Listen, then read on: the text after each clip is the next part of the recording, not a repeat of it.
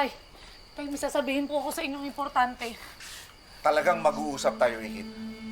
Dahil nasabi na sa akin ng tita Rica mo yung mga ginawa mo. At hindi ko na nagugustuhan ito, ah. Dahil hindi kita pinalaki para makipag-away at magsasagot sa mga nakakatanda sa'yo. Tay, kinumpronta ko lang naman to si Angela eh. Tinanong ko siya kung bakit niya tinapon yung mga gamit ko nang hindi nagtatanong sa akin, tapos pinagtulungan na ako ng dalawang yan. Aminado naman si Angela na naitapon niya nang hindi sinasadya yung mga gamit ni Ikit.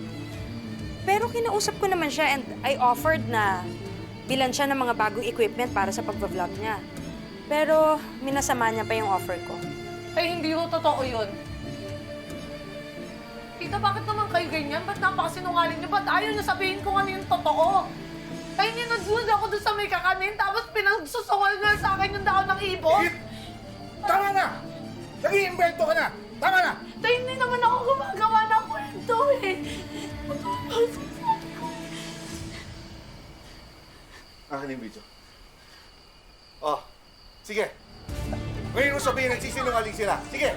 Lumapit kayo dito. Wala na kayong ibang gawin sa akin. Mag-i-impyernan na po. Tay, hindi yung totoo yan. Edited na yan eh. Parang magmukhang sila yung tama. Tama na! Kumakawa ka na ng kwento! Para ano? Talaga bang tutol na tutol ka na maging parte sila ng pamilya natin?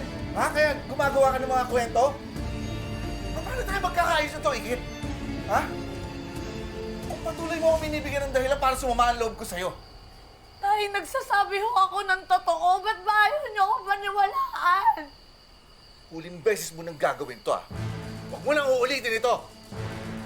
Titigilan mo ng pang-aaway kay Tita Rica mo at kay Angela. Dahil kung hindi, tuluyan na masisira ang tingin ko sa'yo. At tayong dalawa na mag-aaway. Huwag mo hihintayin yun!